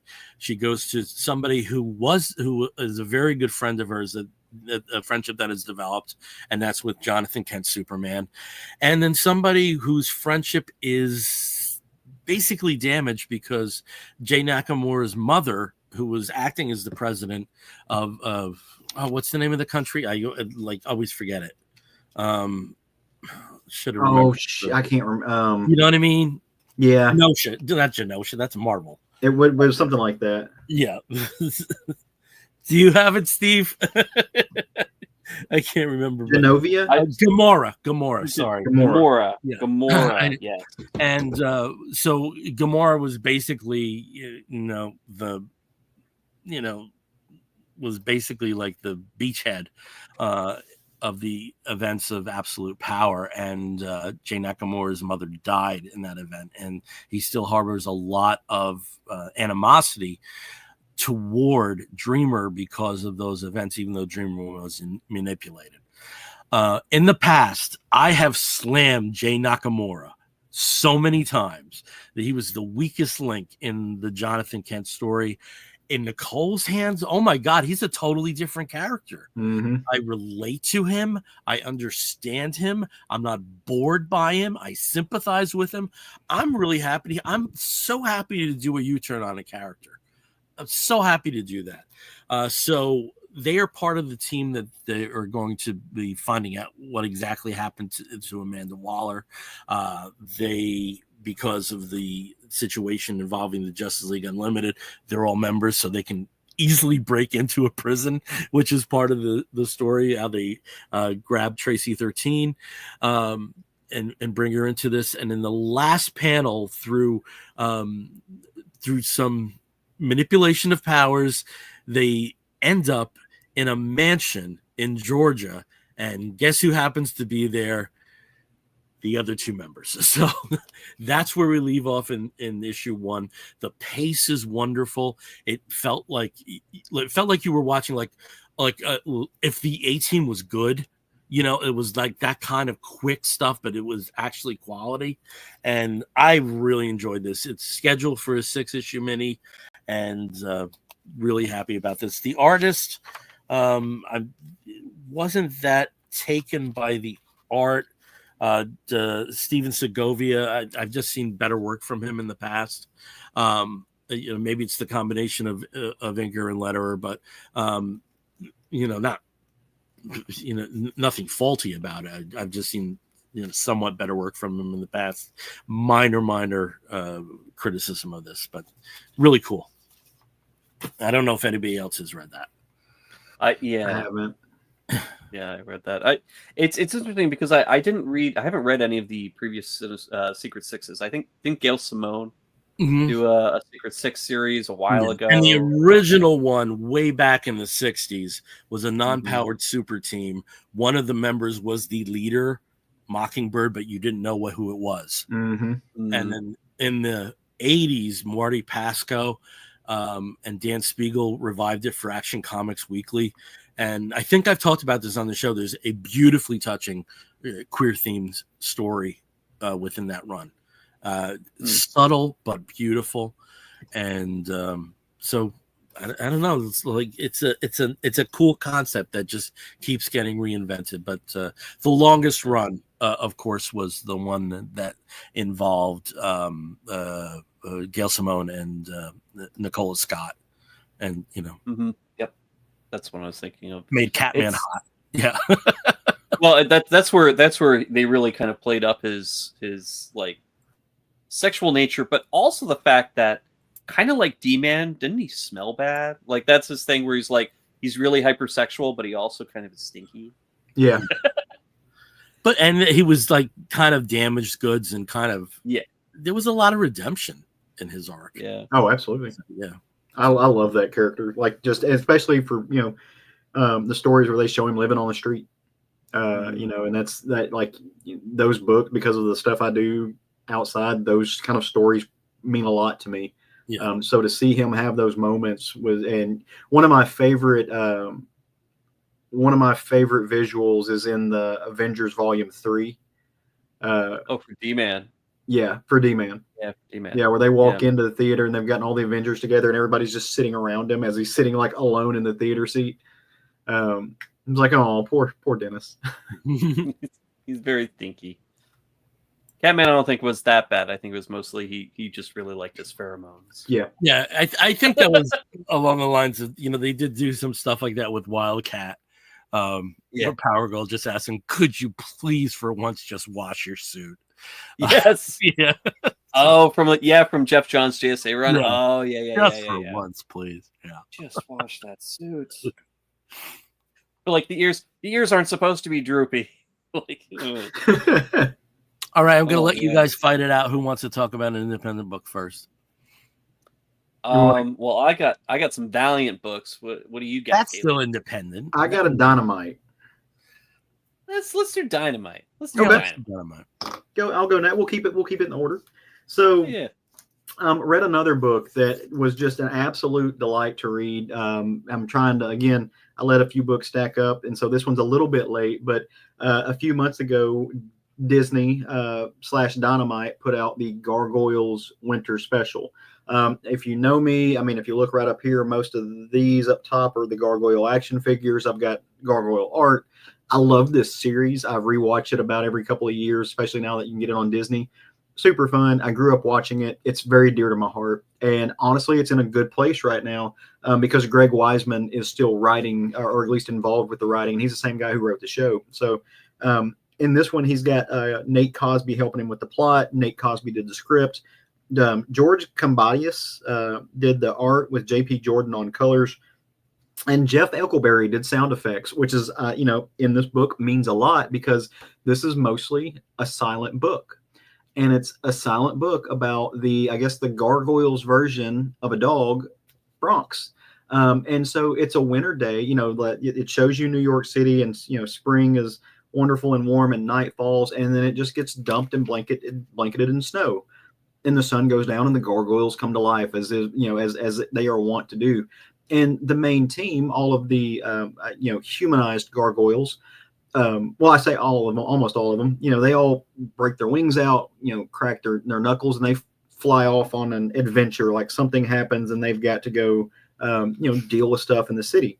So they leave Hudson, who is the elder gargoyle, and Foo Dog and Bronx chilling, and Hudson's watching some hockey. He's got his recliner. He's got a Scottish castle and a recliner. He's living Bill's best life. Just on top of a New York skyscraper. And so they're just chilling, and he kind of nods off, and Bronx decides, you know what, it's pretty outside. There's snow. I'm going to sneak out a little bit, maybe get in some trouble. And just he climbs down the wall and goes and plays in the snow. Well, lo and behold, he hears a noise, a bunch of barking, and he looks around, and there's this little, to me, it looks like a one of those, the target dog is a bull terrier with the big nose. Looks like a bull terrier, and he's just barking and barking and barking. And so they start to play, and it's really cute. It's adorable. And again, there's no people talking. It's just the noises of the city and the animals. But then they notice a woman in she's jacketed up because it's cold outside, and she's walking, and she's carrying a little pet cat carrier, and she's hollering something, but they don't know what she's saying. And all it shows is a little picture of a cat. This woman's lost her pet cat. And so she's out looking for it. Well, Bronx and this dog look around. They see a ball of yarn like laying over the corner. So they go and they're like, oh, that has to be the cat's ball of yarn. So they sniff it and catch the scent. And then they start just going through the city together to find this cat, just on this little animal pet puppy adventure. And they find the cat, and lo and behold, the cat has had babies. And so there's these little adorable kittens, and they go and it's cold outside. So they find a jacket that's been discarded, and they kind of put these kids together, all the little babies. And then they need to get them back. Well, the snow's too deep. Even the bull terrier has to jump up and ride on the back of Bronx's back. And so as they're just riding through the snow together, but they load the kittens and the cat on top of Bronx, and they, he very gingerly. I mean, this is a big monster beast, right? This thing is basically a dire wolf. Just is vicious and capable of murder. And he's just being very ginger as he takes these little creatures back, and he puts the mama cat and the dog, which is by all looks to be a stray, puts them all in one spot, and then slinks off to the shadows where he can't be seen. And the woman who was looking for a cat, she finds all of them, and the dog is licking on her face, and so assumedly she's going to adopt the dog. And there's just this really happy story, just really, really, just redeeming fun quality. And if you know the history of these characters, that's fun. But even if you don't, it's basically just a happy animal story, right? And it's a silent comic. It's got really, really powerful storytelling. Silent comics are obviously not easy to do. The entire story is being told through the image, right, and the art and the sound effects, which play a big role in there. So it really shows, Dynamite, hit or miss, especially with their licensed properties, but there's some craft, there's some quality talent happening in these Gargoyle books. And a lot of people don't, they're either not fans of the IP, or they are and they just dismissed it because it's a little bit different from the show, and it's in the future you don't really have to know it. But I think they're doing a really good job with this, and for a silent issue to be just this fun, and again, just the serotonin release when you're reading this, and you're like, I needed this joy, this a good ending, is the right place for it. And so really love this. The series, or the series, Gargoyle's Quest, is going on right now. It's been a lot of fun. I've got a stack I got to get caught up on, but it's cool to see this come back to life in some form. So again, one and done. If you want a happy animal story, check out Gargoyle's Winter Special #1. I have to say, it makes no sense that I've never really checked out Gargoyles because of Greg Weisman, because everything else he's done, the animated Spectacular Spider-Man, Rebels, Young Justice, I've all loved that stuff. And the thing that I really appreciated when you did have his as a writing credit on Young Justice, he's 61 years old. Yeah. And he writes like he's in his mid-20s. He writes with like a vibrant, youthful perspective in almost everything he does. And in terms of the comic book stuff, I mean, the one of the absolute best Star Wars series ever is the Kanan series that he wrote. I mean, to me, that's an essential link to most of Rebels, those 12 issues. So that I really haven't gone there with Weisman, and Gargoyles makes no sense to me, because I literally I've loved everything else I've seen from him. I will say, if you ever want to get started, the first season's really fun. It's foundational. The second season was way too long. I think they didn't think they were going to get a third season, if I remember the history of it right. And so they just went on a really long season, and they took you to a lot of places, but they drug it out. It's the Avalon timeline, and they drug it out too long because they were jumping through time. The third season takes a jump in time and is a little bit disjointed from what you saw in season 1, or season 2, but they wrap it all kind of in together. And that was because they got cut. Like it's like a 16 episode season or something like that. So, but I mean, it's fun. It really, I enjoy it. And we're also doing that within the confines of broadcast TV, which is kind of amazing. And you think about what they were doing. They were doing a show in the confines of broadcast TV that the main character was a woman who was a cop who was very assertive and didn't need anybody else. The bad guy is a billionaire. And it's just like one of the episodes is about the dangers of guns and stuff like that. So like they were telling a really progressive story in the early 90s that was for its time, now it would be called woke and part of the mind virus that's affecting us all and yada, yada, yada. But for the time, it was doing amazing work on Fox cartoons. Like it was really, really well done. Yeah. A couple weeks ago, I unfriended somebody who used woke as a pejorative who's a gay man, and that felt good. It really felt good. It felt so good. Yeah. All right, Steve, let's go over to you. What book do you have from Valiant? So I went with a miniseries. So we kind of briefly mentioned at the beginning of this episode some of the news about Valiant, who had their publishing, and distribution taken over by Alien Books. I want to say it was early last year, maybe the end of the year before. And Bill had mentioned it. What they had been putting out had kind of gone to a trickle. They were really prolific when they were when they came out back in 2012 when they did like their big revitalization campaign and had a lot of the same properties, not the Gold Key, but like all of their original properties that had stayed with them through the Valiant and the Acclaim years and all that was re-released. And they had several great massive series. I mean, Bloodshot Reborn happened, with Jeff Lemire. You was so good. I love all that. So much good stuff there. With the Bloodshot over those years, and I had never read Bloodshot enjoyably before back in the 90s when it first came out. I was like, it's not for me. But Jeff Lemire and everybody else who had taken on duties around that time really made the character wonderful. I mean, Harbinger was good. Fred Van Lente's fingers were everywhere, and they were doing a lot of typing. I don't know how he was keeping up with a lot of the workload. But it started getting pretty irregular and pretty rocky. Their series would just be canceled. You wouldn't have a lot popping up that was new. There were some delays, things like that, and then pretty much just things kind of disappeared over time. But over the past, I'd say that just over the past like 8 months to a year, they've started having new series pop up, some new releases, especially when Alien Books took over.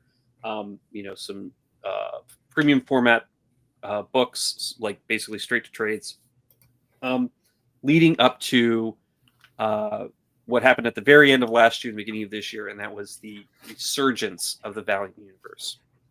And essentially, it was a way that Valiant was going to tie everything up in the current continuity and then start fresh for 2025. So what they did with Resurgence of the Valiant Universe is basically took all the toys, as many toys as possible, shook them out of the toy box, and then just like played with them. So you had tons of cameos from different characters. Some that haven't been seen in years, like Divinity popped up in this one. Of course, you have Exo-Man War. Of course, you have Archer and Armstrong. You've got Ninjak. You've got Faith. And Galad, the Eternal Warrior. Ivar, the Time Walker, popped up, and he hadn't been seen for like a lot of characters that you haven't seen for a while came back. War Mother, Savage. And really the premise here is that the big bad that's been kind of behind the scenes for a long time, for many years, Dr. Silk, finally figured out the secret to immortality. That was his big thing, is he was trying to find a way to be immortal. Well, he did it by tapping into this mystical realm, the Faraway. And the Faraway is the reason why the Eternal Warrior and Ivar the Time Walker and Armstrong were immortal to begin with. There's in the history of the Valiant universe, Ivar attempts to bring that secret of immortality, that power of immortality, to all the people of their homeland of Ur, with the boon that connects them to the realm of Faraway. And unfortunately, that blew up the civilization and destroyed it. And that was kind of like the origin of Eternal Warrior and Armstrong and Ivar and all of that years ago. Somebody played with that. Well, fast forward now, Dr. Silk has tapped back into that power. People are not dying. Anybody who's around his well springs that he's been peppering all over the earth, they're living forever. If they get killed, they get resurrected. If they have a horrible disease, they get cured. All these things. So he's now basically the savior of humanity. Some people, of course, don't trust him, which they shouldn't. He's been a horrible supervillain forever. But other people are falling in line, including some heroes, are following behind him. And part of what he's done is he also resurrects a character who has died very early in all the incarnations of the Valiant universe, and that is Charlene, one of the original Harbinger characters. She's the one who can set herself on fire. She gets killed in the original Harbinger series relatively early on, and then in the revitalized Harbinger series, she gets murdered, I think, within the first 5 issues. So, I mean, they bring her back. So one of the people that Faith, got to know very early on, who disappeared very early on, is now back, is now alive, which is pretty shocking for anybody who's read, a lot of Valiant books over the years. In addition to that, the Eternal Warrior, his allegiance has been kind of compromised. The Geomancer that he's sworn to protect, she also died, in continuity a long time ago. She became Deathmate, which was the big crossover character with Image 30 years ago. Well, now she's back. He resurrected her too. So now his loyalty is to her. And all the other heroes are kind of, trying to get together to figure out how to stop Dr. Silk, how to stop these incursions from like the faraway universe is opening up all these portals, and dinosaurs are coming through, and Savage is coming through. All these characters are coming through. And on top of that, they learn something really horrible, is that the energy that's being sucked away or being, sort of centered in Faraway and brought out is coming from all these other homeworlds all across the universe. So all these worlds are slowly having their spirits, drained from them so they can keep humanity alive and immortal. And the universe finds out. So sure, everybody's going to live forever until, a coalition of millions of homeworlds come up and vaporize the Earth. So, this is not going to last. This is not going to end very well. So the heroes are trying to get together and stop Dr. Silk and find a way to close off the Faraway for good, so that this isn't exploited going forward. And in doing so, they're bringing in all these wonderful characters. So you have Rye versus Bloodshot. So Rye from the 41st century and Bloodshot, of course, from this century, who are on opposing sides. You have the old Geomancer and the new Geomancer. You've got all these things. Archer and Armstrong have essentially kind of swapped places. Armstrong is no longer immortal, but Archer is now. And Archer's with, another Archer from the same weird cult that he was raised in. That is such a cool twist. Oh my god! It's so wacky. Oh my god! Oh, it's so fun. Cool. Faith gets to be, a hero in an alternate universe. Ninjak gets to be all cool and stuff. And Shadow Man, of course, shows up kind of late because he has to make it to the Faraway the long way. But it's just such a fun, exciting thing. And if you didn't know any of these characters, there might be some confusion there. And I think that might be a little bit of the problem with, joining this, coming in pretty late after not reading it for several years or not reading a lot of the recent Valiant Universe stuff. This is definitely a super group kind of book. There are so many writers who have been involved in this and tons of artists. Becky Cloonan, Michael Conrad, Fred Van Lente, AJ Ampadu on the writing duties. And then for the art, you've got Andres Ponce, Julio Aguilar, Guillermo Figaro, Diego Garibaldi, and Thomas Ira. So it's just a big group who all got together for this. I was really excited. It is 4 issues with a finale issue that ties everything together. And it ends on a cliffhanger. So it's an incentive, hopefully, for people to get some interest again in the Valiant universe, but also gives them a sort of a reset point so that they can, start things new. And I know that we do have some books that have been solicited, new Harbinger series, new Shadowman series, Bloodshot, of course, and EXO. But, we'll see how the heroes kind of come out of this and what the Valiant universe looks after this. And I do recommend it. I mean, some of the covers here, if you're just looking at them, are pretty interesting. They get to show you all the characters that you're working with. Valiant's done something recently where they have 4, basically it's 4 variant covers. You have the main cover, you have a virgin cover, and then you have the variant with another virgin cover. So it's it's got a lot of options for people to look, who want something that looks good. They're all very premium quality books. No ads, beautiful colors, beautiful artwork for the most part. So give it a shot. You should be able to find these, still on the shelf if your store has them. Is it collected at this point? Not yet. I think there was some concern whether it would be, obviously, with a lot of the uncertainty around tariffs and Alien Books is publishing, potential. But now, partnering with IDW, there is some potential that we will get a collected edition. There's also lots of tie-ins. Eternal Warrior, Bloodshot had tie-ins, Shadowman had tie-ins. Mini along those lines from Valiant I read was Book of Death, which was really good, but Jesus, what a downer. That was good though. It was really good, but Jesus, what a downer. So hearing something like this, which kind of gives you a new on point, a new I can't talk. Jumping off point. Really? Jumping off point. Thank you. Yeah. Sorry, I'm sick, fellas. That's appealing to me because apart from Archer and Armstrong, I really hadn't had my fingers on much. I read Faith up to a point. I read EXO up to a point.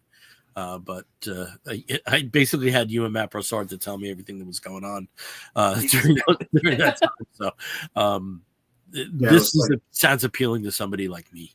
I want to check this out. Yeah, and like I said, the last thing I read was the EXO Man of War with Liam Sharp on it, so it's been a minute. Well, and one of the interesting things, there was a mini series that came out probably right around the start of COVID for Psylords. So Psylords, again, was a property that was from the first couple of generations of Valiant, hadn't really been seen, and then they redid it. Back in, I guess, 2019, 2020. And it was a good version of Psylords because it had a big old ginger bellied bear, a gay character, who was one of the 3 universally powered super Psylords. And they show up at the end of issue number 4 and are pretty much important for getting things done in the finale issue. Oh yeah, that's a hell of a throwback. I like that. Oh yeah, it's been bringing them back, and it's just really true. And also how important divinity plays in this. I mean, just a simple role like the space station that they're on, that the Gate organization is on, is this alternate Soviet super space station from one of Divinity's alternate realities. Okay. So it's just cool things. But he also shows up very briefly and kind of just shows the fact that he doesn't give a shit about anything. Simon's my God. For those of you who are just listening to the audio, while Steve was talking about this, Bill muted himself and went on a sneezing tirade. But the funny thing is, when Bill sneezes and he tries not to, he does jazz hands. It's great. And every sneeze is a surprise. And it just is. Steve did a great job not cracking up because I was over here losing my shit. It's poor Bill. We love you. I'm sorry. I was trying to keep my shit. Which of course you can see if you watch it. If you watch this on YouTube or Facebook Live, it's where you should go to the YouTube page and check this. Like the last 3 minutes out, it's been amazing. It's been grand. Just go to wherever they started talking about the Valiant book. But yeah, I think I'm a trooper tonight. I think I'm a trooper. You are. You get 5 gold stars. We're very proud of you. God, that was something else. It was just 10 for 10 would recommend. Like the next sneeze was bigger than the last one. Oh, all right. Maybe you're just allergic to Valiant books. I mean. Well, I think that's the perfect cue to start wrapping this show up. When we wrap an episode of the Comic Book Bears up, we give 2 final stops. And the first of those final stops is where we show off our Geek Gets, things that we've gotten over the usually a fortnight. In this case, it is a fortnight, where we show what we got. We show off our Geek Gets. So I'll start with Steve. Steve, do you have anything that fits that bill? Yeah, I do, and I want to thank you for pointing them out. So Bill contacted me the other day. I mean, we talk every day. So he was letting me know that he learned that a certain fast food chain is returning to a certain Happy Meal or kids meal promotion that they had a few years ago, and that is Wendy's with their DC muscle figures. Where they are multiple colors and in packs of 3. And so in my pack, I ended up getting Martian Manhunter, Zatanna, and Amazo. And they each come with really cute little factoid cards that are, have beautiful little pieces of art on the back. And then you've got like fact sheets. But yeah, they come in packs of 3, multiple colors. You can have blue or yellow or green or this red, pinkish red. And Bill, which ones did you get? Okay, so I got in this box, I got Blue Beetle, Star Sapphire, and Jon Stewart. Awesome. And in this box, I got also in blue, I got Black Lightning, and I got the combo here of Wonder Woman and Artemis. Nice. And yep. Steve, since we look out for each other, I did get a second box of those same colors of those same characters in green. So if you don't get that, this is yours.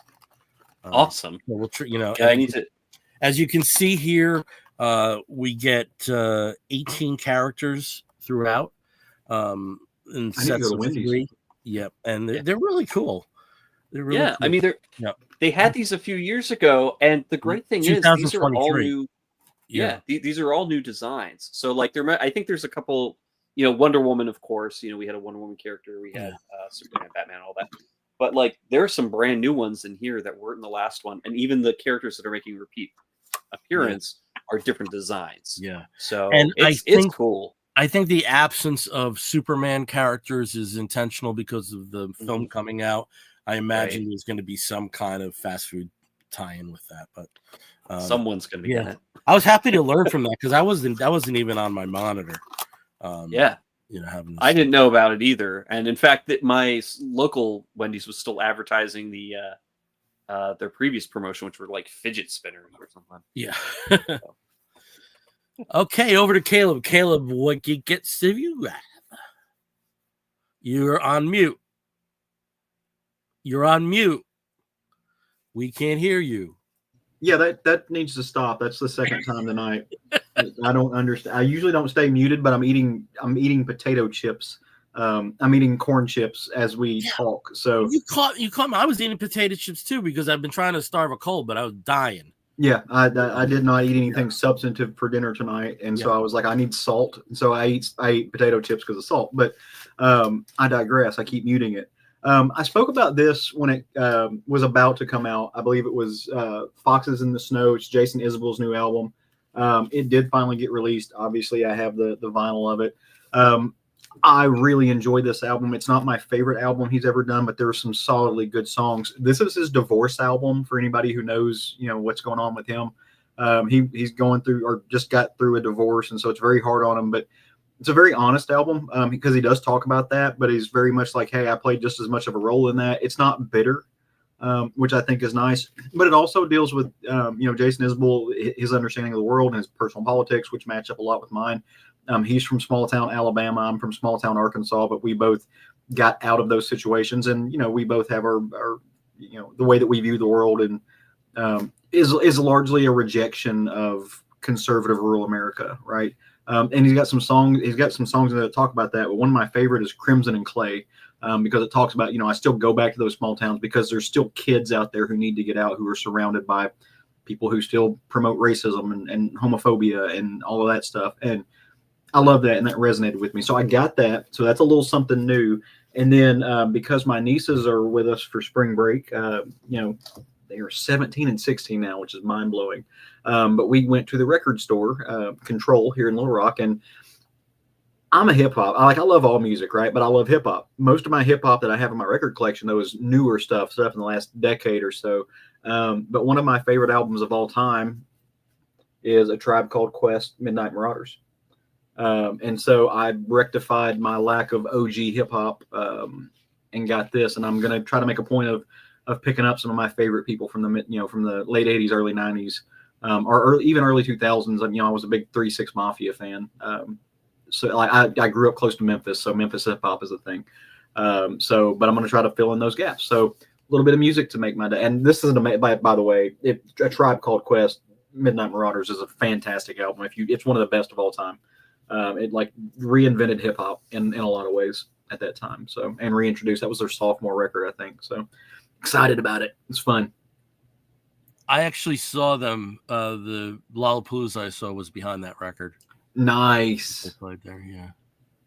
That would I would them and De La Soul I would have loved to have seen live. De La Soul were fun.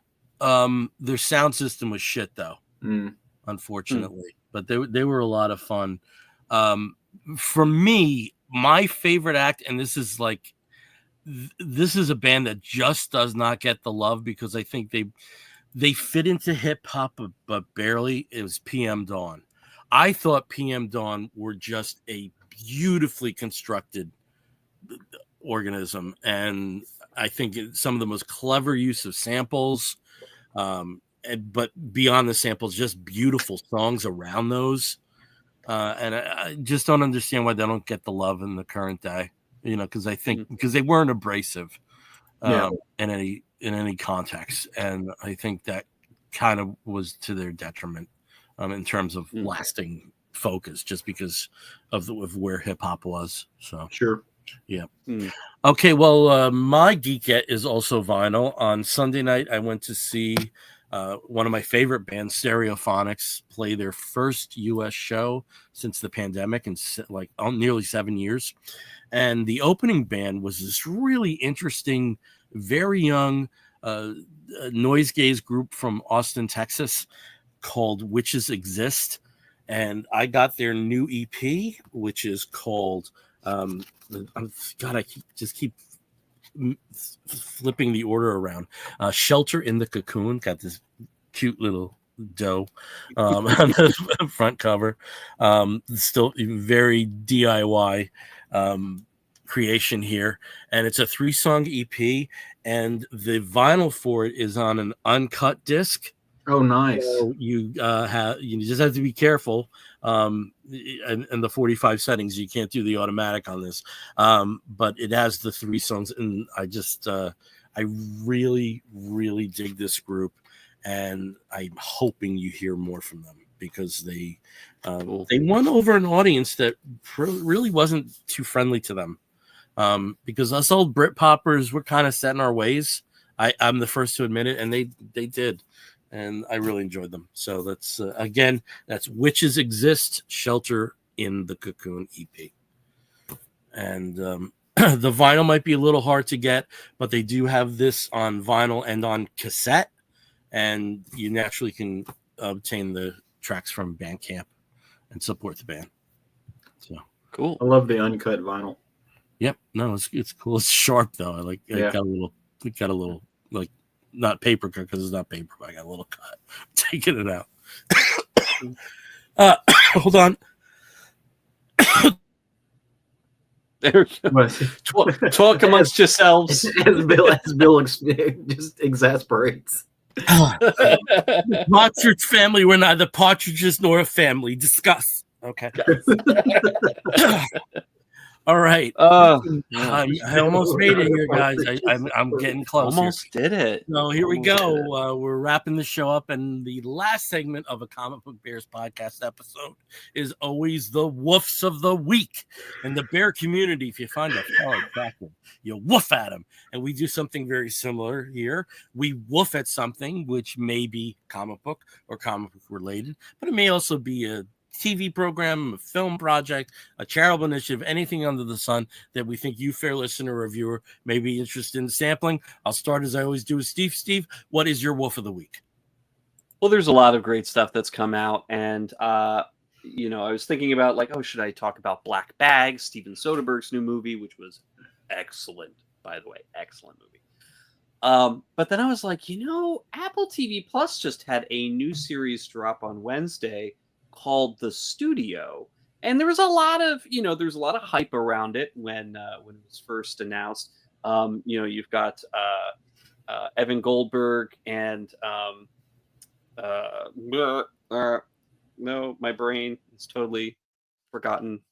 It's the rest of it. It's an excellent show about how ridiculous running a film studio could be. And of course, it's over the top. It's wild.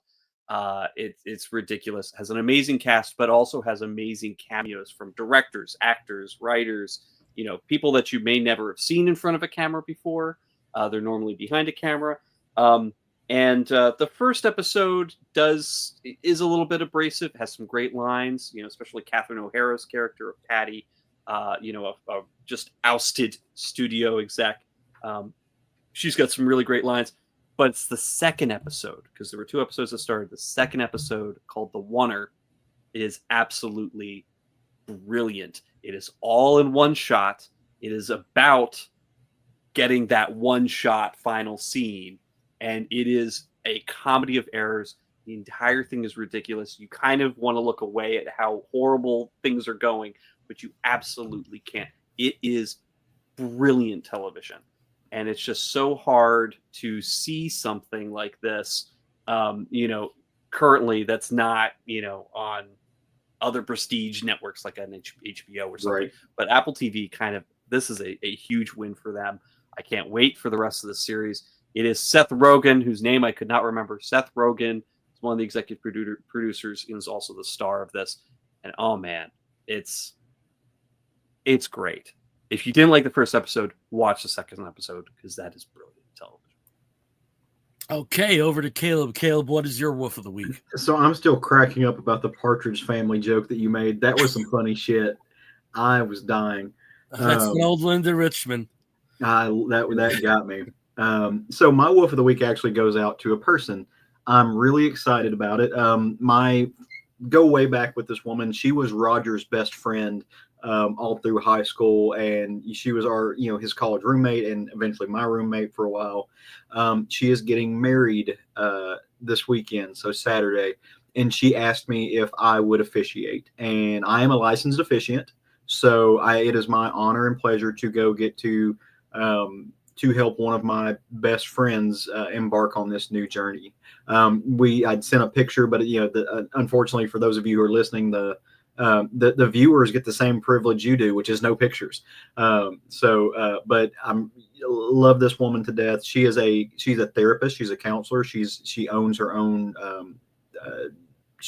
therapy practice. And she is primarily focused on LGBTQ youth. She's a wonderful human being. Started out her work in social work. She's the one who puts on the fundraiser for the scholarships, that does the tattoo stuff every year too. So very community minded, very much into helping, and is just a rock of my world. So congratulations and thank you for letting me be a part of it. She'll never listen to this because she doesn't, she doesn't dabble in the comics, but yeah. Priscilla, I love you and cannot wait to see you and help you get started on this new chapter. So that's my very cool and really cool. Best of wishes to your friend. I do have a question about you being an officiant. Is this something through the state, or are you like a minister through the Unitarian Church of Modesto, California? I got ordained online. So I am ordained through the Universal Life Church, but they are a recognized organization. So once you get ordained and you get your letter of good standing from your organization, you can take it to mainly your county courthouse, but to your county clerk or somewhere. If you get in Arkansas, if you get licensed anywhere in any one county, you can marry anybody anywhere in the state. So I've done several weddings. I'm licensed in Arkansas, Ohio, and I think one other state. I had to do Missouri. I had to do a wedding there for some folks. So I can come to your wedding. I can come marry you in Ohio if you want me to. But yeah. So I'm a Universal Life Church person. Okay, cool. We're at the 2-hour mark, so I'm going to try to wrap this up, especially because of the voice. But my woof of the week goes out to the British band Gene. Gene was active during the Britpop years from 1990. So their debut was 94. So from 1992 to I think 2004 was their last show. They are reuniting later this year with a show that was formerly known as the Hammersmith Odeon for one show. But looking at legal filings, I think that they are going beyond that. This is their debut album, Olympian, and this is the one I would advise people to check out first. The short description of Gene is, what if the Smiths had a lead singer who was actually getting laid? And they musically travel a lot of the same terrain that Gene does, except you also have a guitarist who was actually very heavily influenced by John Frusciante. So it does give that a kind of different feel to a lot of different of the Britpop stuff that was going on at the time. This album is just teeming with sexuality, and it's one of my favorite debut albums of all time. So they're doing their show. That's going to be in the first week of October, and it just got me reminiscing about Gene. And I was actually part of their street team, so some of their later releases, I actually just have the promotional because I got them for free. That's my woof of the week. Gene, British band that just reunited, and will have their reunion show in October. But if you do want to check it out from my description, start with their debut album, Olympian. So, by the way, just to go back to what my little thing says here, who's the lady from that thing that we mentioned at the very beginning of the show? Sally Kellerman. Yeah. Okay. Yeah, I see. I understand that. Just to also touch into that motif, Steve and I had a conversation where I asked him, what was that movie we saw with the guy and the twist ending? And he knew exactly what I was talking about. Which I don't. The answer was Upgrade. It was Upgrade. Yeah.